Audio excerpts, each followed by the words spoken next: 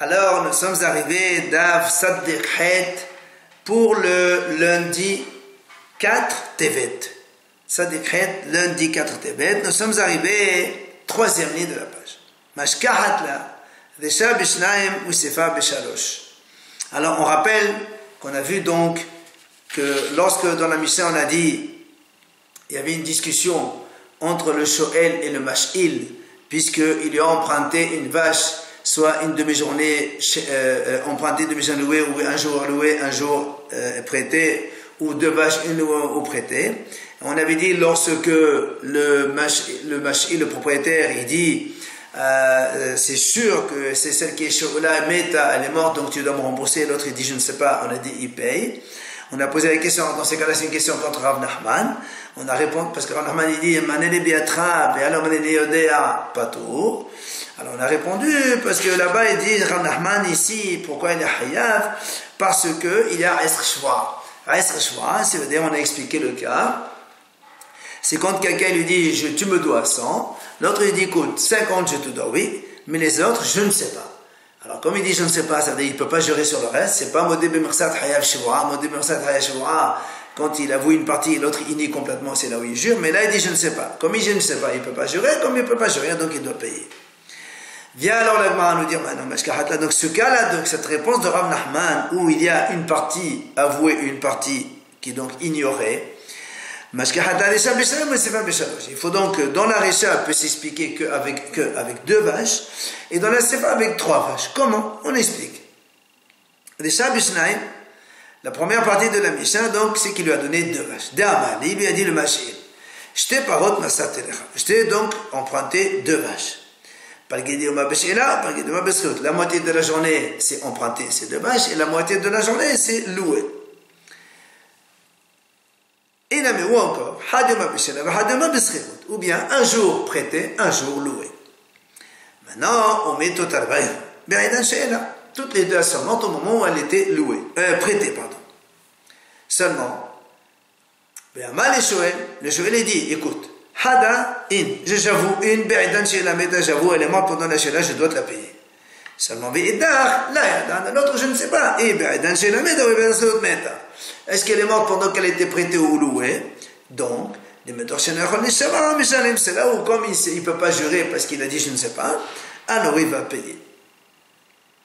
Maintenant, la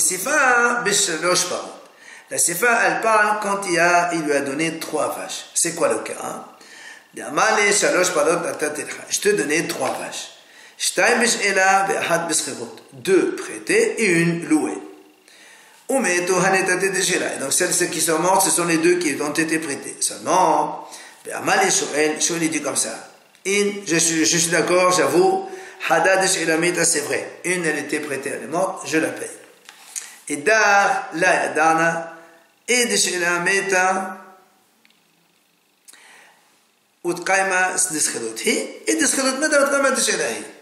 la deuxième, je ne sais pas. Est-ce que c'est celle qui est louée, qui est morte, et donc celle qui est empruntée, elle est vivante, ou bien le contraire, celle qui est prêtée, elle est morte, et celle qui est donc louée, elle est vivante.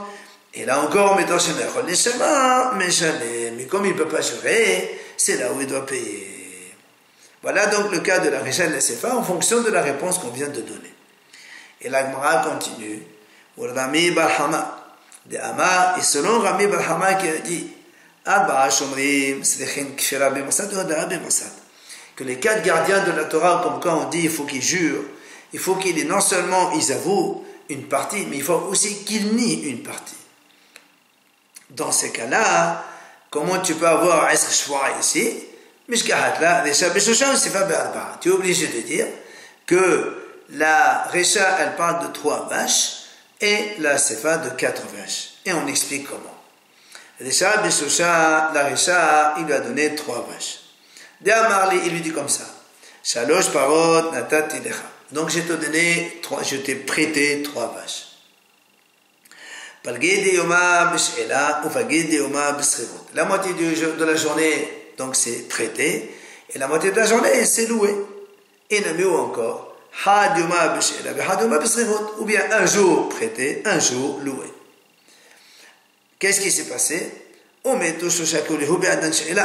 et toutes les vaches, ça se montre au moment où elle était prêtée. Il vient le Shoel et lui dit, Hada, une jeune, tu ne m'as pas donné 3, tu ne m'as donné que 2. L'autre, j'avoue qu'elle est morte pendant qu'elle était prêtée. Et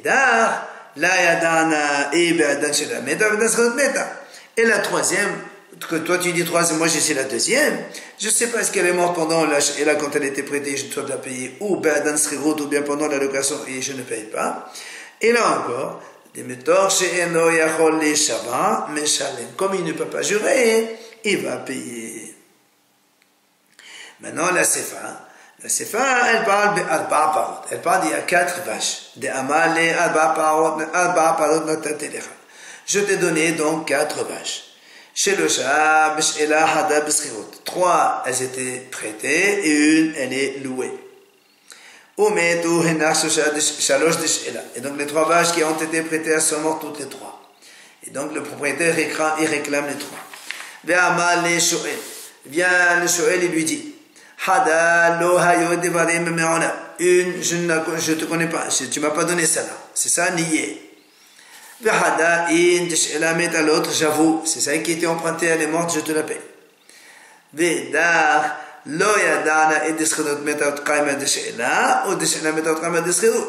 Je ne sais pas si celle qui a été louée qui est morte et celle qui est vivante, c'est celle qui est prêtée, ou le contraire, celle qui est prêtée, elle est morte, et celle qui est vivante, c'est celle qui est louée.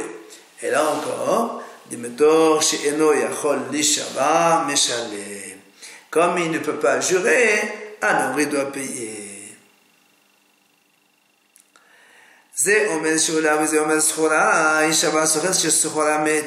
On a vu dans la Mishnah, quand il y a comme ça un litige, le propriétaire a dit c'est celle qui est prêtée qu'elle est morte, et l'autre il dit non c'est celle qui est louée ou pendant le moment qu'elle est louée elle est morte. On sait pas quoi faire. La Mishnah a dit il ne saurait et jure qu'elle est louée, c'est celle qui est louée, elle est morte et donc il ne paye pas. Sur ce, l'Agma a posé une question. Pourquoi il jure? Nous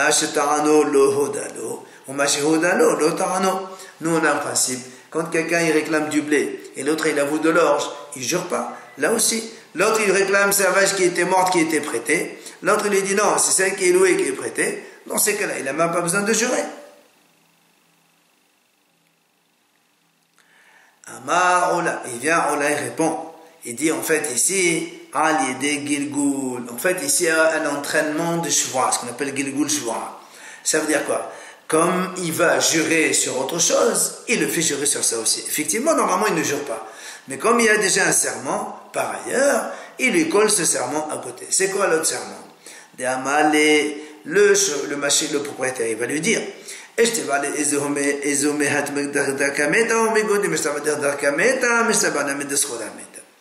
alors le Shoel dit, donc de toute façon, toi tu vas jurer comme quoi, celle qui est morte, elle est morte kedaka, c'est-à-dire il y a un cas de honest, que tu n'as pas été négligent. C'est normal, c'est comme ça qu'ils doivent jurer les gardiens.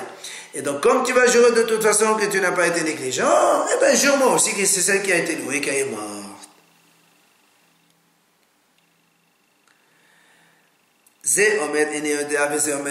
On a dit dans la Mishnah, dans la dernière idée, si maintenant l'un et l'autre, chacun dit je ne sais pas laquelle des deux, je ne sais pas laquelle des deux, on a dit alors qu'ils partagent. Voilà, elle nous dit Hamani, évidemment, c'est qui l'auteur de cette idée-là? Son cause, et c'est son cause, comme on a dit avant, de Ama, Mamon, Hamotal, Besafet, Honkin. Quand il y a un Mamon, un bien de l'argent qui est donc dans un doute, on ne sait pas qui le donner, eh bien on partage moitié-moitié. Ba'i Rabbi Abba Bar Mamal. La Gemara ramène ici Rabbi Abba Bar Mamal qui pose une question. She'ala bevali. Sechara shelo bevali. Non. Imaginons quelqu'un. Il a emprunté une vache. Et avec le propriétaire. Donc il n'y a pas de problème. Seulement après, il a fini son délai de prêt. Au lieu de la rendre, il lui a dit tu me la loues. Et cette fois-ci, il n'a pas loué le propriétaire avec. Alors qu'est-ce qu'on fait dans ce cas-là? Ma'ou. Est-ce qu'on va dire le prêt c'était à part, l'allocation c'est un truc à part, donc ici il n'est plus concerné dans l'allocation par ou bien on peut dire non,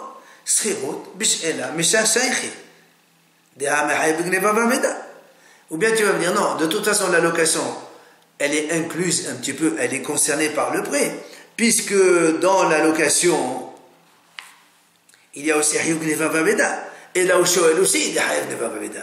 Dans ces cas-là, c'est comme si c'était la suite de l'autre. Et donc, dans ces cas-là, s'il y a aussi Bé'alim, et donc ce serait pas tout. Alors, qu'est-ce qu'on fait? Et là, Mara propose, si tu veux me répondre, tu vas me dire, oui, c'est vrai, effectivement. La Skhila, elle fait suite à la Shela, parce que la Shela, quand même, elle est beaucoup plus vaste au niveau responsabilité. Et la responsabilité de la location, elle est incluse dans la Shela, donc c'est la même chose. Si c'est comme ça, j'ai une autre question. C'est maintenant le contraire. C'est Khala Bevalim. Allah Shelo Bevalim. Non. Si maintenant, le contraire, il a loué d'abord avec les Bevalim. Il a fini sa durée de location, et après il a dit prête-la moi. Il n'a pas rendu, il a gardé. Mais la deuxième fois, c'est pas Bé'alim. Maintenant, tu ne peux pas me dire She'ela B'Skhirut Vada la Shaykh. She'ela, ça n'a rien à voir avec la Skhirut, le prêt. Les responsabilités de prêt sont beaucoup plus larges que celles de la location. Donc tu ne peux pas me dire que le prêt, il est inclus dans la location, c'est pas possible. Ou bien tu vas me dire, d'accord, c'est vrai, totalement, il n'est pas inclus. Et alors, elle est concernée un petit peu. Nous, on a vu que le Shoel, il paye Gneva Vaveda comme le Socher. Même si je vous remets un nom, mais il y a une partie qui est identique, donc ça peut être la suite de la Skhirut aussi. Et maintenant, si tu veux me répondre, on ne va pas dire cette notion que quand on est concerné un petit peu, c'est comme si on est concerné totalement, et donc la Sh'ela ne fait pas suite à la Skhirut, c'est un truc à part. Alors la m'a dit, She'ala bevalim, ou Shrana shelo bevalim, ou Hazan She'ala ma. Maintenant, le cas suivant. Si il a emprunté avec des propriétaires, c'est-à-dire il a emprunté la vache avec le propriétaire. Après, il a fait du prêt, il a fait une location sans les propriétaires. Et après, il a refait un autre prêt. Ah, là, on m'a dit, qu'est-ce que c'est? Est-ce qu'on va dire, est-ce que le prêt le deuxième prêt, il revient comme le premier, et donc comme le premier il était vers Allah, là aussi on va dire c'est la même chose. Ou dit, non, tu vas me dire, non, ou bien tu vas dire, non, il y a quand même une location entre les deux qui a interrompu les deux emprunts, et dans ces cas-là, rien à voir le premier avec le second. Alors dans ces cas-là, on a dit, si c'est maintenant le cas contraire, il a loué avec le propriétaire. Ensuite, il a fait un prêt sans le propriétaire. Et après, il a reloué une seconde fois. Est-ce que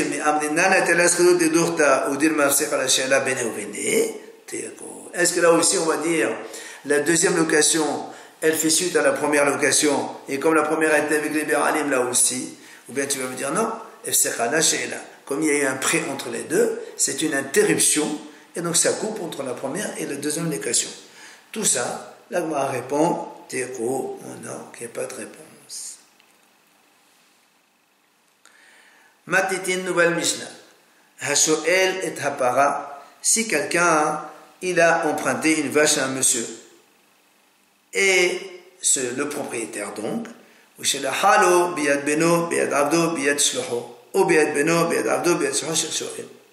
donc l'emprunteur il voit un monsieur, il dit voilà, est-ce que tu peux me prêter ta vache aujourd'hui? Il dit pas de problème.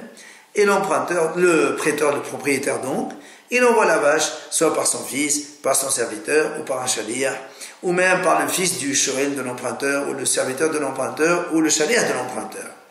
Et en cours de route, ou met à patour, le shoel il est encore patour, parce que tant qu'il lui a pas pris possession, il n'a pas fait kinyan de cette vache, il n'est pas encore hayab be'ones, et il est patour. Amalo, maintenant la Mishnah a dit, si le shoel, l'emprunteur, il lui dit, envoie-la moi s'il te plaît avec mon fils, ou envoie-la avec mon serviteur, ou envoie-la avec mon chaliar, ou bien il lui dit, ou bien ou le shoel il lui dit au propriétaire, envoie-la avec ton fils, ton serviteur ou ton chaliar, ou encore chez Amal le propriétaire il lui a dit, pas il a dit je te donne la vache, il lui a dit je vais te l'envoyer avec soit mon fils, soit mon serviteur, soit mon shaliach, ou encore, ou bien bincha, bien abdecha, bien shracha, ou bien par l'intermédiaire de ton fils, ton serviteur ou ton shaliach, et le shoel dit d'accord, c'est bon, j'accepte, on voit là par l'un de ces envoyés là, et là elle est morte en cours de route, alors là il est hayab, évidemment parce que c'est le shoel qui a donné l'ordre donc d'envoyer. À partir du moment où elle est venue chez l'un de ces trois, ou le fils, ou le serviteur, ou le shaliach du shoel, elle est donc à lui, dès la sortie du propriétaire, il devient hayab. Vechen, la Mishnah a dit, Vechen, Besha'a Shema Hazira, c'est-à-dire au moment où le shoel il va rendre la vache, c'est-à-dire avec Rashi on voit, le shoel il rend la vache, soit par son fils, son serviteur, son shaliach, ou par l'intermédiaire du fils ou du serviteur du shaliach du propriétaire. Tant qu'elle n'est pas arrivée au domicile du propriétaire, c'est le shoel qui est responsable jusqu'au bout. Par contre, si le propriétaire il lui dit renvoie-la en retour, ou bien le shoel lui dit je la renvoie et l'autre a dit oui, là, dès qu'elle est sortie de la maison du shoel, ça y est, le shoel il est patour, c'est exactement la même chose comme donc à l'aller quand tu lui as emprunté la vache.